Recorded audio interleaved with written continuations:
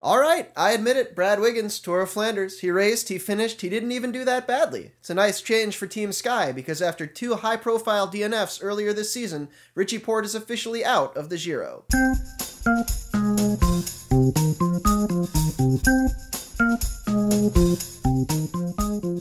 Wiggins' 32nd place finish at Flanders, a mere 1 minute and 47 seconds down, actually represents some pretty savvy racing, especially for a day when the number of crashes was so high that the president of the Belgian Cycling Federation later proposed a red and yellow card disciplinary system, just like soccer. Great. Now instead of blaming everything on doping, we can blame everything on the refs. Seriously though, bike race crashes generally aren't like a late slide tackle or grabbing somebody's face mask. There are a lot of factors involved, to the point that even after his horrific crash with a still hospitalized spectator on Sunday, Garmin's Johan van Summeren was unwilling to bog himself down assigning blame for the incident. Speaking of getting bogged down and assigning blame, he who must not be named is once again in the news this week. Juan Pelotemort had previously said that it's not his style to name names, but we all knew that it wasn't true, thanks to one Andrew Hogg. Andrew D. Hogg, H-O-G-G at hotmail.com.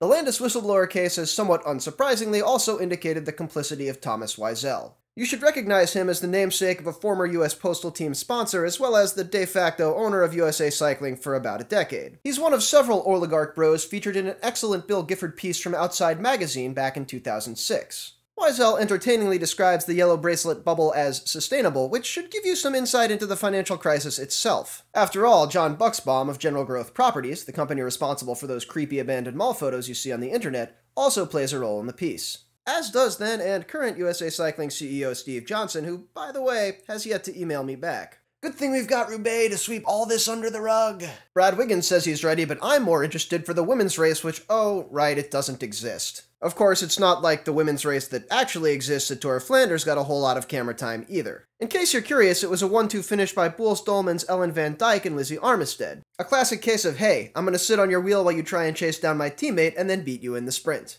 At least the UCI made another YouTube recap video. Or did they? Because their video on the left here sure looks an awful lot like Sporza's post-race coverage over there on the right. Actually, the UCI's version is cut down even further from Sporza's, but I don't want to belabor the point.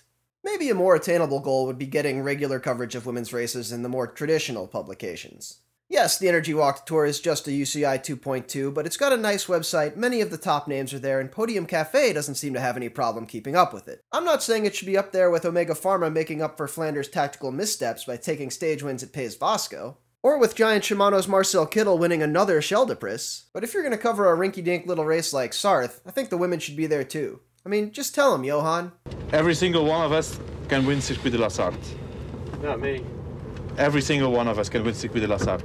Anyway, you may have noticed that my shirt is unbranded today, and that's because I don't want to get anyone in trouble. I'm under the impression that the Big S and their advertising budget are keeping a lot of people quiet. Quick refresher on trademark law. It's not for kindas or similars, but things that, according to Wikipedia, indicate source or serve as a badge of origin.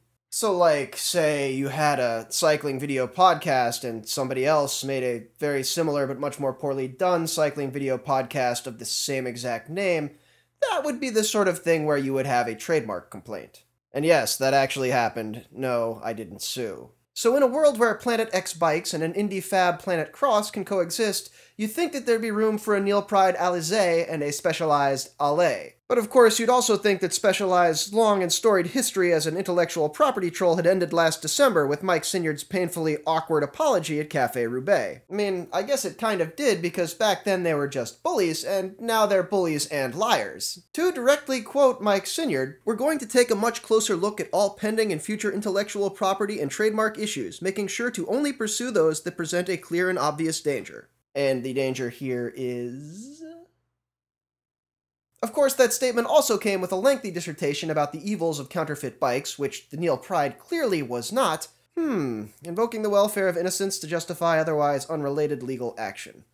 Why does that sound familiar? It's like he horcruxed himself into a Zertz insert or something. But what's most confounding is that everyone who's brought it up, no one in the major US cycling publications, of course, seems to have received the same copy-pasta reply from Specailized, which directly contradicts this statement from Neil Pryde in Road.cc. So honestly, it would be great if someone who got paid to do investigative journalism would take a look at this. Given the brand's outsized influence, a publication no lesser than The Atlantic recently mentioned their numerical dominance in an article on custom frame builders, maybe there's a mainstream story in Specialized being the industry bully now that the House of Lance has fallen. Such a piece would be, I dare to say it, epic. I'm Cosmo Catalano, and that was the week in bike.